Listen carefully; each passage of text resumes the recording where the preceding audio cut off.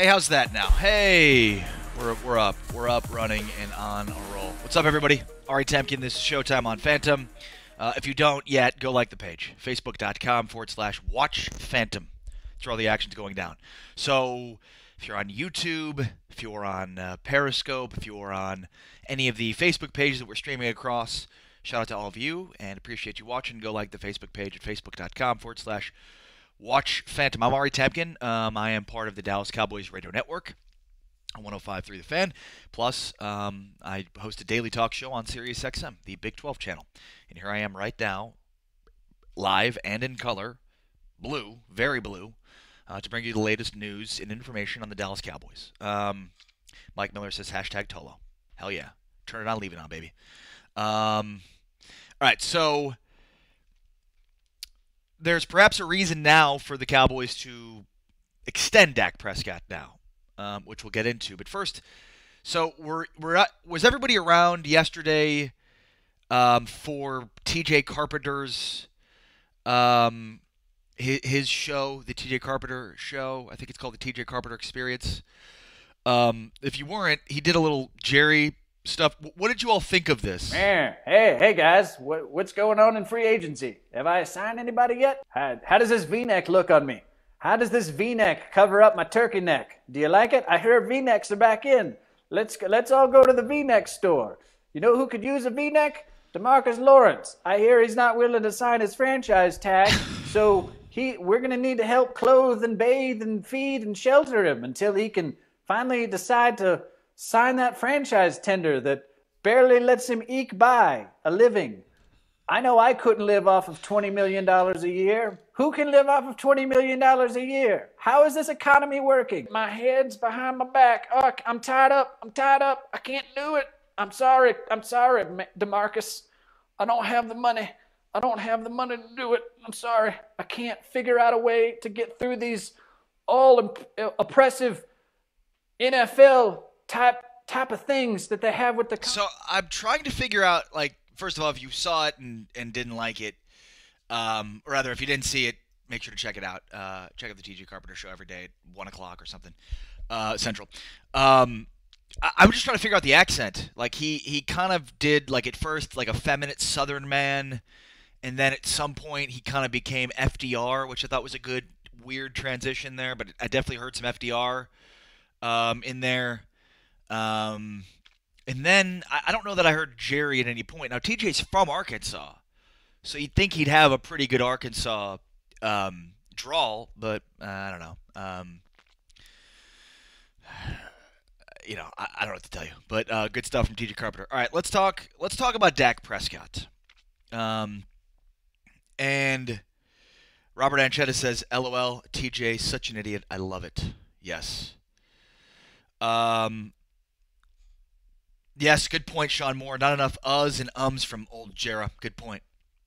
Very good point.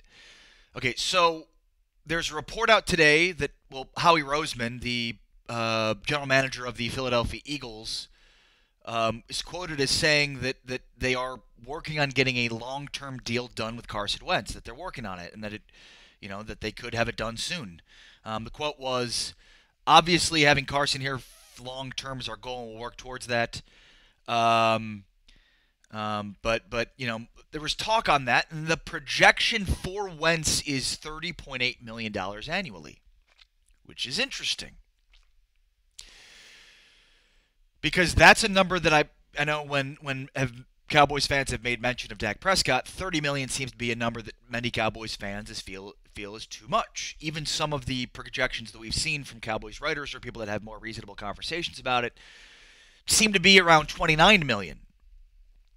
And I mean, I don't know how all you feel, but the thing is, the reason you might want to now extend Dak now is because, well, if Carson Wentz commands 30, 31, 32 million a year, where does that put Dak Prescott?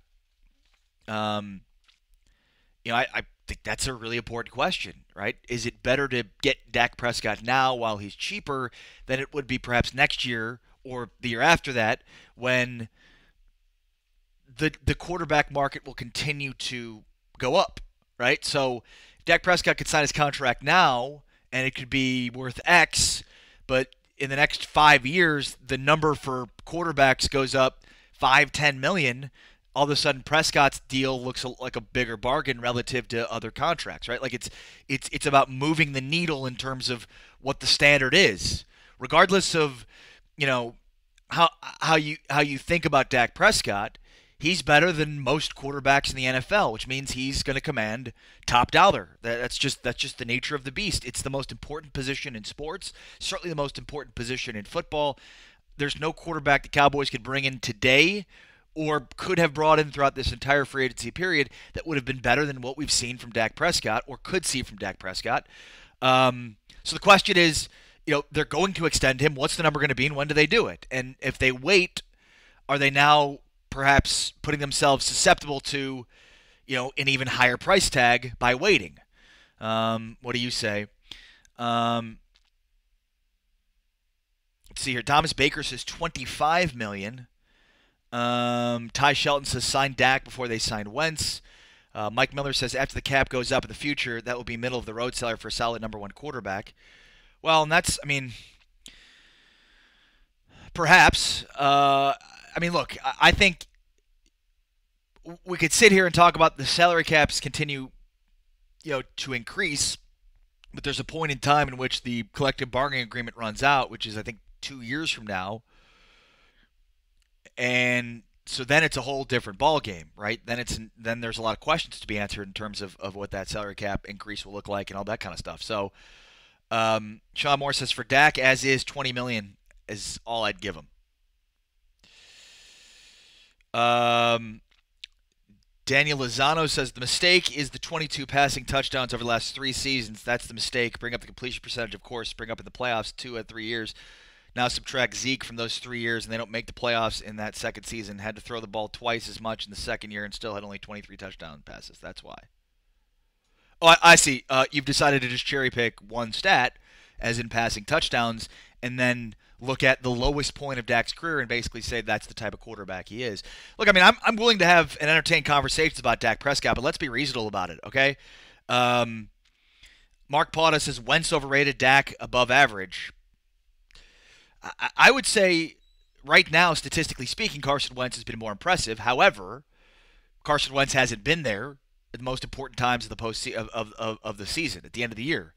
In terms of Dak Prescott, you basically have a sample of 20-plus games of really high-level quarterback play with a sample of, 10 games or less in which you have really bad subpar play, which you could then obviously tie into the loss of Zeke Elliott and on and on and on. But, it's important to have good players, especially around a young quarterback, especially in a bad system. So, anybody that's a Cowboys fan that thinks they shouldn't re-sign Dak Prescott, I guess my question to you is, what would you do? What would you do? Because it's certainly something that I've suggested would be to potentially, not sign him to a long-term deal, to, franchise tag him and take a quarterback in the first round of the next draft, right? Like the Justin Herbert Tua Tagovailoa draft, which that I guess is something you could do, but it's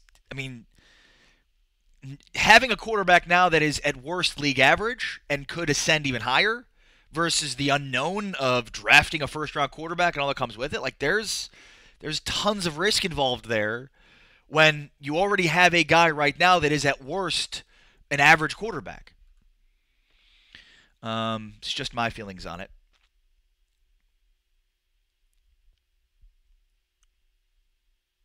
Okay, so Daniel Lozano is anti-Dak because he's decided he's found a stat in passing touchdowns in which he doesn't like. He has not included his rushing touchdowns. I guess those don't matter if you're a quarterback. The amount of points you've accumulated over the course of your career, the threat of running, the ability to run in the end zone, I guess that doesn't count. I'm not really sure, but he's decided to just go specifically to passing touchdowns. So here's my question to you then, Daniel. What are you doing at quarterback?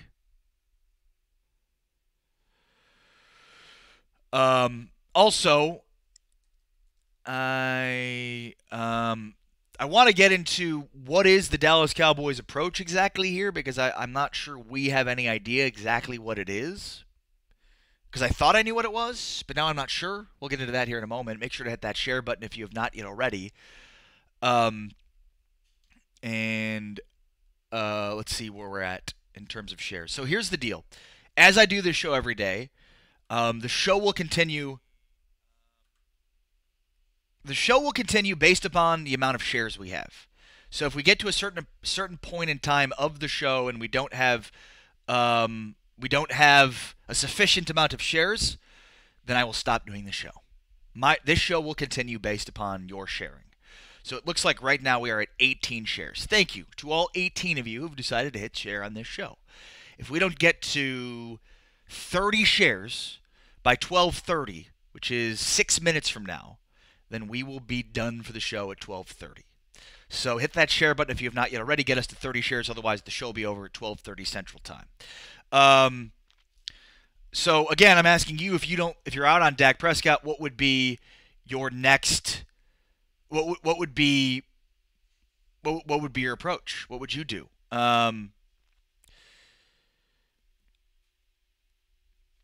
Alex Doyle says we need a tandem at running back. That'll help Zeke and Dak. Disagreed. From a standpoint of, again, I am more pro throwing the ball than running it. Throwing is more efficient than running. So I think, if you get another running back that you can sort of split carries with Zeke, then you've got too many carries. Like, I'd like to see less carries for Zeke Elliott. I'd like to see more passing opportunities. It's something I've been advocating for all offseason. The one area that I would like to see potentially improvements at the running back position would be a scat back Duke Johnson type, right? Like a guy that can catch the ball in the backfield and be different than what they have. I don't. And first of all, who are they getting at this point that is worthy of stealing carries from Zeke Elliott? And then you look at they're very frugal. They're not really spending their money. They're not even spending their money to retain their own guys. They've spent the league minimum on George Aloka. They've spent the league minimum on Christian Covington and Kerry Hyder. They've spent a little bit of money on Randall Cobb, but it's money they've basically already spent on Allen Hurns, so they're probably going to cut Allen Hurns to get Randall Cobb, and it's the same money. So, what are they going to do? They're going to sign a running back? Are they going to draft one? Well, they've got draft priorities, right? Safety, defensive line, offensive line, these tight end, wide receiver. These are probably areas that are also important in the draft. Sean Moore says, after 30 shares, a puppy will be sacrificed if we get to 50 shares XD. Well, no, but that's true. We will. We'll continue this game throughout. Basically, you have to pay through shares to keep this stream going every day. That's how we're doing it. I'm taking no prisoners. Quincy Wheeler Sr. says golf. I don't know what that means, but sure. TJ Carpenter, I want to see more passing opportunities for Zeke Elliott too. I think he might be better than Dak at passing. How will we know if we don't try? I wish I could block TJ from commenting on this show. Warren Merle says Cobb is done. All right. Quincy Wheeler says Dak's numbers are better than Wentz and Dude from the Rams. Yeah. No, and over the course of his career, yes, as TJ Carpenter brought up on another stream that he did. If you look, you isolate it to last year. Goff had better numbers last year, but when you look at the 3 years all three of those guys have been in the league. You can make arguments for any of those three. Carson Wentz probably putting up better numbers overall, but then there's the availability thing and the fact that Dak Prescott hasn't missed a game. I also think that it's worth bringing up the fact that it's just year 3 and all these guys are still developing, so it's not like we're making excuses for Dak. We're making them for everybody. And then he's also part of a really bad – Dak's been part of a bad system that hasn't exactly leveraged his skill set for the betterment of the offense.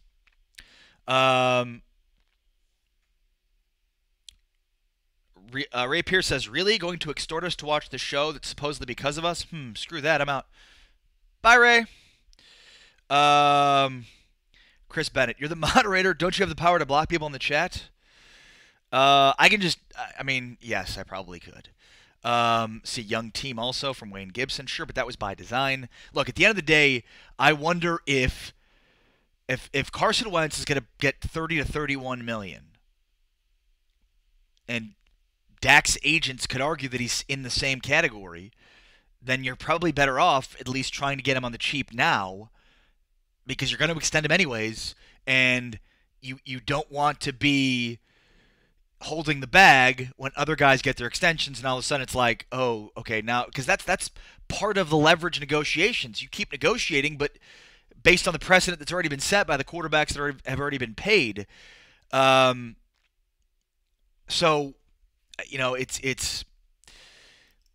it's tough, because I understand people saying you can't overpay the quarterback position because he's going to take up such a large percentage of your cap, and there's been very few that have won with Super Bowls with such a large percentage of the cap. The problem is, like, what are you going to do if you don't have Dak Prescott at quarterback? And then the other part of that, too, is the more you wait, the longer you wait, the more the number goes up, and it continues to go up. And yes, as Mike Miller is bringing up, and as other people that don't exactly mention his statistics bring up, or rather other people that only mention his statistics bring up, like, he's a great leader. He galvanizes the locker room. He gets guys that want to play for him and win for him. Like, it's a really, really important component of being a successful quarterback, and probably something that's underappreciated or underutilized. Sean Moore says, I'm a nonconformist, archaist special snowflake. You sound like you're a conforming nonconformist, Sean. Kerry Carlton Jr., Dak's not worth big money. Okay, so what do you do then? If you're not going to pay Dak, what are you going to do then, Kerry? Again, I think you're right to say that he's not a top 10 guy. I think he's at worst average, but I mean, you're kidding yourself if you think there's an easy path to finding another franchise quarterback. I also think you're kidding yourself if you think you know what Dak Prescott's ceiling is. And worse, the Cowboys are kidding themselves if they're going to wait on it. Barry Griffith, this is the biggest attribute. He has a locker room. That's absolutely right. It's absolutely right. It's one of the most underappreciated components. It's one of the most underappreciated components of his game, because when you bring up Dak Prescott, all anybody wants to talk about is stats. Well, this is what he can't do. Look at these stats. Look at how bad he is. Wayne Gibson, $27 million for 2 years. You're talking about a year, $27 million a year, $27 million total.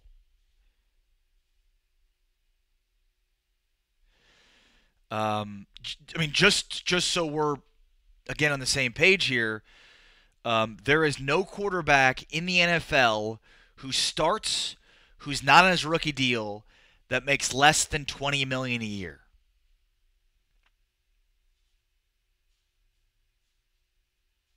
Charles Groves says he can win. We've seen this, but can he win the big one? I mean, the big one as defined by the next game that he doesn't win, right? Like, can he win a Super Bowl? Can you win a Super Bowl with Dak Prescott? Answer yourself that question. Can you win a Super Bowl with Dak Prescott as your quarterback? I think the answer is yes. I mean, based so far on what we've seen from Jared Goff, the Rams almost won a Super Bowl with him, and I'd rather have Dak Prescott at this point in time. All right, you can keep those Dak Prescott questions coming throughout. I'm Ari Temkin. This is Showtime on Phantom. Hit that share button. Thank you for everybody for extending this show and getting us up to now. Where are we at? 40. Let's see where we're at. We're at 48 shares. Shout out to everybody. That's awesome. Thank you. So we got to 30. We were at 18. We got to 30 by 7:30, by 12:30, 7:30. So that's badass. That's what's up. And Marcus Smith says, Ari, you might as well change the subject. Nothing will convince DACA players. Well, sure, but look, I mean, I think it's about having a reasonable conversation, right? Like the idea here that Dak is a bum and that they shouldn't even give him a long-term contract, like that's inaccurate. That's wrong. It's not an opinion. It's factually inaccurate, right? I mean, you could certainly quibble with, has he shown the ability to make $30 million a year, $29 million a year, and then for how long? And do you wait? Like those are reasonable questions. But in terms of like, has he earned a contract, and then what would that be? Basically, between $27 million a year and $32 million a year. right? Like that's sort of where the argument lies. Um, Sean Moore says we haven't won one with Dak yet. That's true. Dak has gotten as far as Tony Romo did. It's not a knock on Romo, although I'm sure people will see it that way. It's just what it is. All right, hit the share button if you have not yet already. Let's see if we can get to. Can we get to 60 shares? Can we get to 60 shares by 12:40? Can we get to 60 shares by 12:40? We're at 48. Let's see if we can get to 60 shares by 12:40. We have 7 minutes to get there. All right. So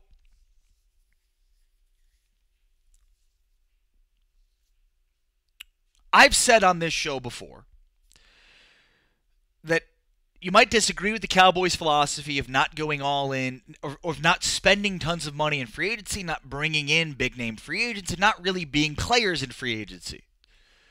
You might not like that, but at least they have a philosophy, right? You might not like the philosophy, but at least they have a philosophy. The philosophy is they're going to draft well. They put most of their resources into the draft, and then they develop and then sign the right guys, right? They get the right guys to second contracts.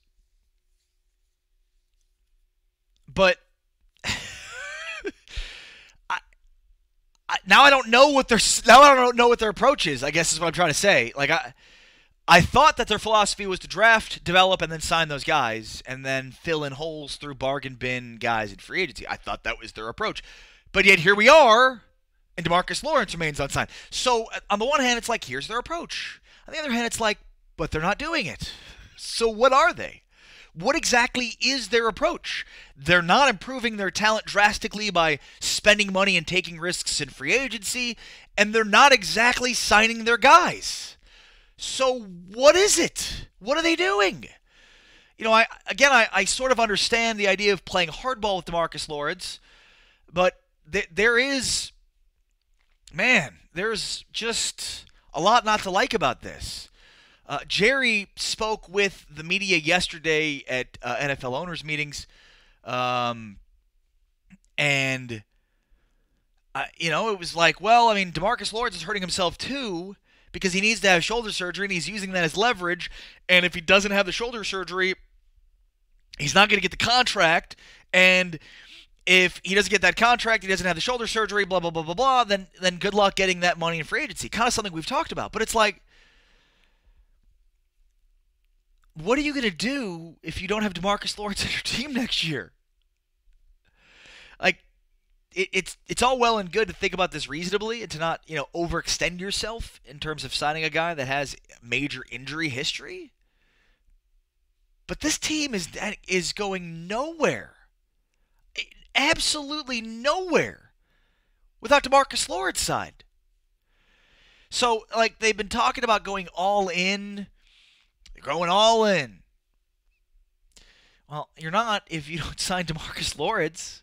So it's funny. It's like, on the one hand, I know what their approach is. They're doing this. They draft guys, they draft well, they develop, and then they sign the guys that they've drafted. They want to continue to sign their own guys. But on the other hand, it's like, but why haven't you signed DeMarcus Lawrence yet?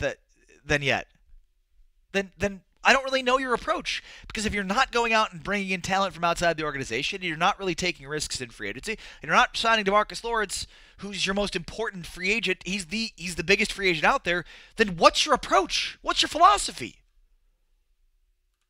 Because then I don't know what your philosophy is.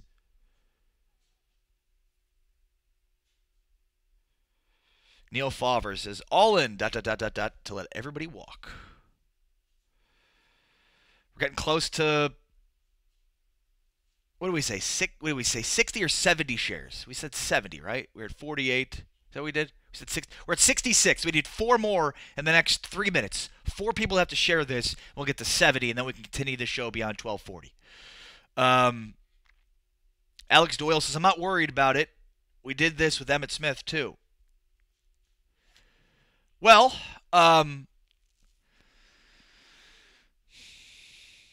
yes, but Emmitt Smith didn't need to have shoulder surgery.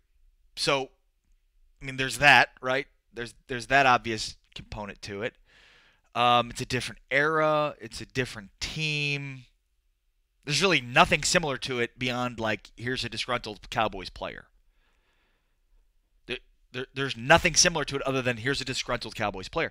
But like DeMarcus Lawrence needs to have surgery, and what he keeps saying is he's not going to have it until he gets his contract. So it just is bizarre that the Cowboys don't feel that pressure. They're trying to not give in to leverage, but at some point you're going to have to because you're not going anywhere without that guy.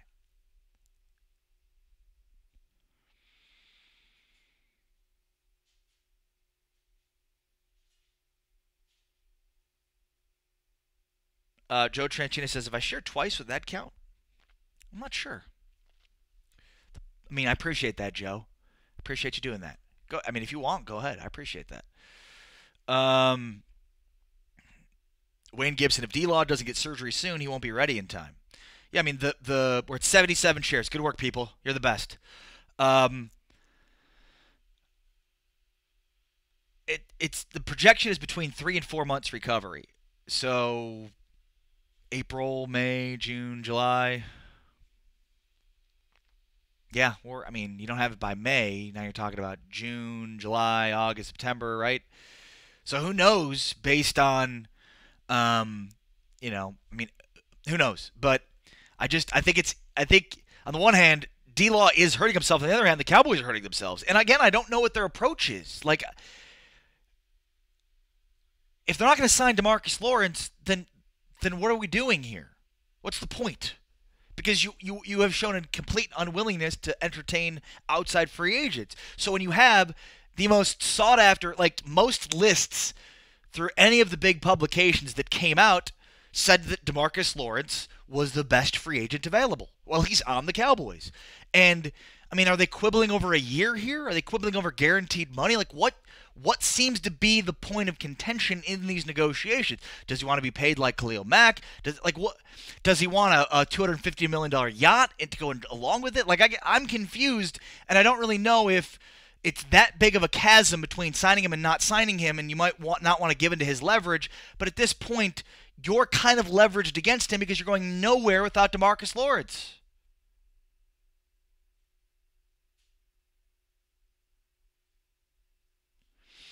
Michael Fletcher says, I was told that D-Law's shoulder surgery was optional. He didn't have to have it. It's something he definitely needs to have at some point. I mean, it's optional from a standpoint of, like, he puts himself at greater risk for further injury without getting it. He puts himself at risk for re-injury if he doesn't get it. And he's got to have it at some point eventually.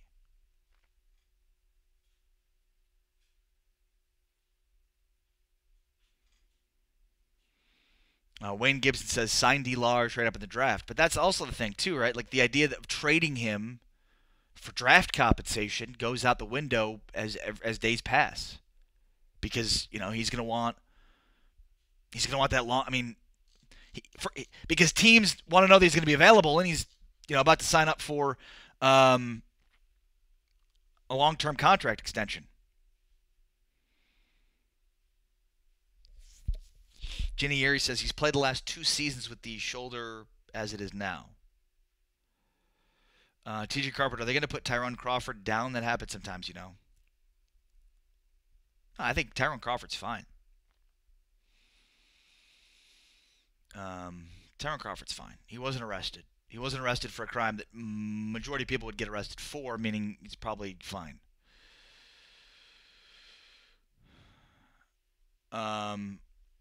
Nathaniel Taylor is going all in on Dak Prescott being bad again. Nathaniel, I'll ask you the same thing I asked Daniel Lozano. What are you doing at quarterback then?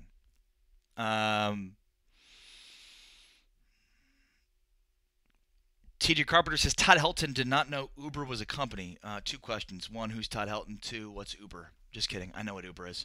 Dusty Brandon. Sue would obviously demand double teams almost every play, which would allow our linebackers to make even more tackles, but I really dislike Sue, so I'm torn. Well, good news. They're not going to sign Sue because they don't sign players. Although I think I know what their approach is, and yet I guess I don't know what their approach is because they haven't signed Tank Lawrence to a long-term extension. So maybe I really have no idea what their approach is in free agency. And then there is Sue showed up for one game. No thanks from Robert Anchetta. And remember, they're not signing him. They're not going to sign Sue because they don't go outside their organization to sign free agents unless it's for like really cheap money. Mike Miller says Todd Helton played baseball for the Rockies, I believe. Awesome. TJ, why are you bringing up Todd Helton and Uber? TJ Carpenter, what is baseball? It's a great sport. It starts tomorrow. And I grew up in Chicago as a huge baseball fan, but haven't really paid attention to baseball in a long time. And now I've agreed to be in a fantasy baseball draft, so I have to now do some semblance of research on it. Does Roger Clemens still play? Is he still good? Should I take him with the first overall pick? Sean Moore. Poor Ari looks like he needs some Tums reading these comments. It's just another day in paradise, Sean. Jeff Capone. Are you more concerned with Tyrone Crawford's possible suspension than you are with Randy Gregory's imminent suspension? I think you used the wrong imminent there. However, I love you, Jeff Capone. And no, I'm more concerned with Randy Gregory. Because, and I know what people are going to say, which is, Zeke Elliott wasn't arrested and still faced suspension. I don't think, unless there's an arrest, that Tyrone Crawford will be subject to any, any suspension by the NFL. I just don't think so. And I think the fact that he wasn't arrested, again, given, like, normally any circumstance, you hit a cop, you make physical contact with a police officer, and you're going to get arrested, rightfully so. In the case that he didn't, I think that there's more context here that we're missing that's probably more on the side of Tyrone Crawford. So I am way more I'm way more concerned about Randy Gregory. Although, again, most people that know that I've spoken with seem to believe the Gregory suspension won't be as long as we think it might be. Sean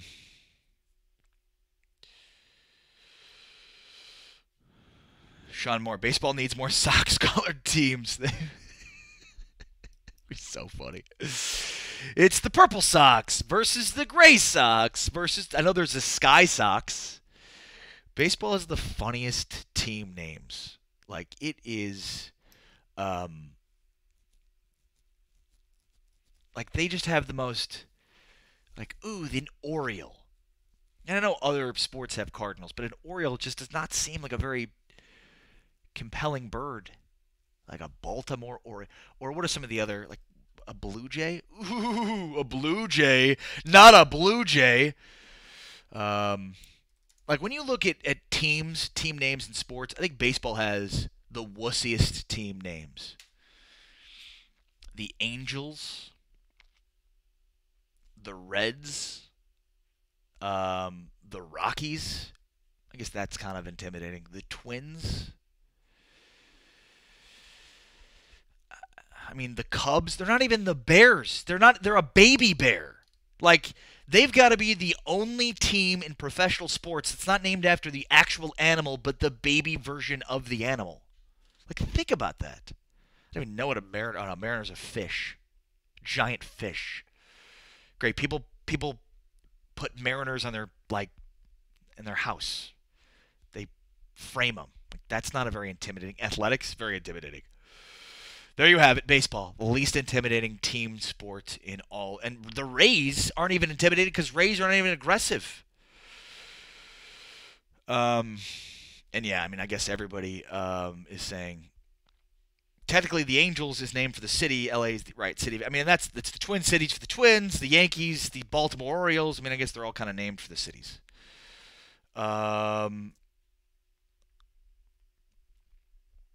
Let's see here. What else we got? Baltimore should be the Crabs. Good point. Any word if we're still looking at Malik McDowell? Yes. Yes, they are. Let me ask you something. How many of you had heard of Malik McDowell like a week and a half ago?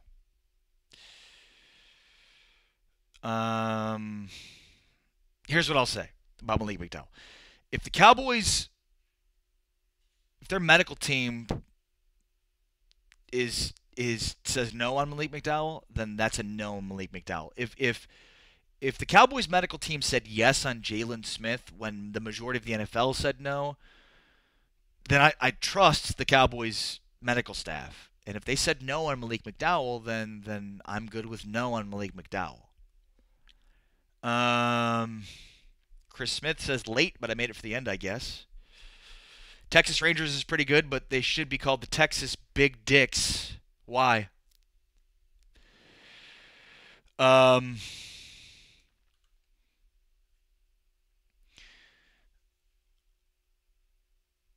Sean Moore says I heard about the ATV, the direct. Again, I mean, I think if the Cowboys medical staff is like, thanks, no thanks, then I kind of trust the Cowboys medical staff, to be honest.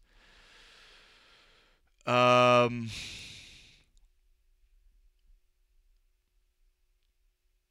Chuck Norrises, it's a good one. All right, what else we got? Eddie and Jennifer Fannin says the Cowboys medical staff is bar none. Yep, don't forget about basketball. The Pelicans will tell you everything.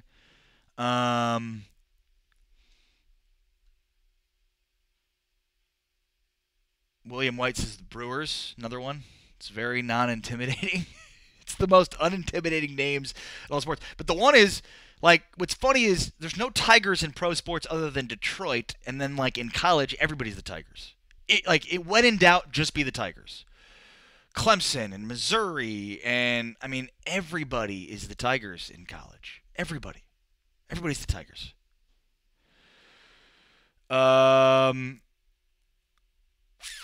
Dusty Brandon, I've seen a few mock drafts, but who do you, Ari, think will take at 58?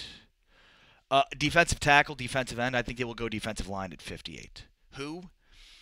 LSU, another one, Omar Bagat. I mean, Rennell Wren is a guy that I've said multiple times from Arizona State.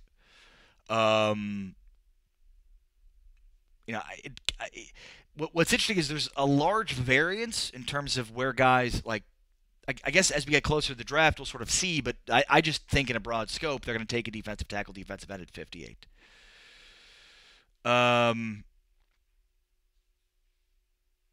Jeff Capone, with the addition of Aloka, if Abram falls to 58, do the boys take him? Yes. I don't think he'll fall to 58.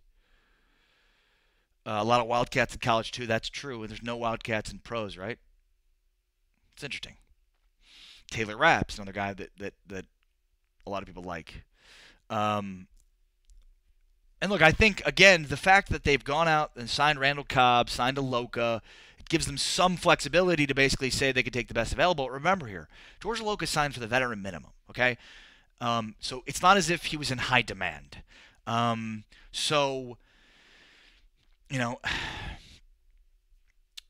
problem is Aloka fits the profile physically as a strong safety, but he's more of a free safety. He's not a heavy hitter. He's a sure-handed tackler, but not a heavy hitter. So that might be why there's such a small market for him. Remember, the Cowboys said last offseason that he didn't fit the profile of the type of safety they're looking for, which nobody up till this point fit that profile unless George Aloka in 1 year switched that around. Rick Shelker says, any news on Quinn's meeting with the Saints? Yeah, he didn't sign with them, or he wasn't traded with them. So again, perhaps that it hit sort of a stalemate in terms of, him being not getting that long-term extension. TJ Carpenter, the Dodgers. What is that? A guy who gets out of the way before he's murdered by an oncoming vehicle? Oh, you could see traffic and avoid it. So scary. He's good at dodging. Barry Griffith. Yes, 58 would like a DE or D tackle. I think that's our biggest question mark right now. Yeah, I agree. But look, I still think safety's a priority. I like that they signed Aloka, so they have better competition there now. But I mean, you basically have a situation where Jeff Heath could still be starting, and I don't know that that's the best situation for them. Sean Moore says Quinn never met with the Saints, did he? Mike Fisher said the meeting never happened. When did Fish say that? Today? Because all the reports were that Quinn was meeting with them yesterday. So, I mean, unless he had something today that said that he never ended up meeting with them, it's interesting. But, I mean, if at this point Robert Quinn was holding out for a trade that would give him a long-term extension, and that doesn't seem to be sort of playing itself out, then you wonder if you come back to the Cowboys here, and the Cowboys say, yeah, we'll do. Because, again, I don't think the Cowboys are willing to, nor should they be willing to, give him a long-term extension. Robert Quinn's a nice player, but I'm just the Cowboys' approach in free agency is to give guys short deals or take advantage of a market that's underappreciated relative to that player. And, again, for a guy like Robert Quinn, he wants to use this opportunity right now to get an extension. The Cowboys are saying, we'd like you to prove it. And we'd like you to prove it for us. Basically, they want Robert Quinn to come to the Cowboys, and then they can trade for him. He plays the last year of his contract, and then if they don't, and then he plays himself into a big contract, now the Cowboys don't re-sign him, and they get a compensatory pick for him. This is a smart move. Do not give Robert Quinn an extension. Nobody should be giving Robert Quinn an extension. So I'm not really sure of the latest on Quinn, other than he was supposed to have met with the Saints. There's apparently a mystery team in play. Again, I'd love to see the Cowboys get this deal done. I think he'd be fantastic. I'm not doing it if it means I have to extend him. Aldo Davila says, and I still like Woods at safety. He'll learn position and start getting picks, perhaps. Bradley Grimson, they don't value defensive tackle. You living under a rock? When's the last time we took a defensive tackle the first 2 rounds? LMAO. Well, I mean, how would you classify a 3 technique, Bradley? Just because it's not a 1 technique. You're basically saying they don't value defensive tackles, who I've now labeled as specifically 1 techniques. Cowboys don't have any value of 1 techniques. Right? They don't like the short, fat, small-armed Antoine Woods, Draw McClain guys. They want 3 techniques, guys that can rush the passer. Doesn't mean that they don't like defensive tackles. Just means they don't like a specific profile of defensive tackle.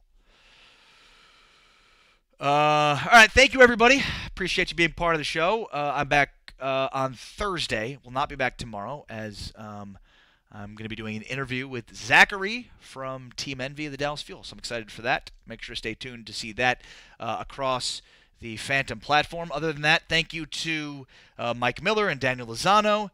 Thank you to Michael Lafferty and Dusty Brandon, Charles Groh, Aldo Davila, Robert Anchetta, Bradley Grimson, Wayne Gibson, Ginny Erie, Cody Arnold, Mike Pauda, TJ Carpenter. Thank you to everybody that's a part of this show every day. Warren Murrow, Barry Griffith, Rick Shelker. This show wouldn't exist without you, so appreciate you, the people that make this show possible. Thank you for sharing and hitting that share button. I'll be back tomorrow. Thank you to Kerry Carlton Jr. TJ Carpenter's next. Make sure to throw things at him, but for now I'm out.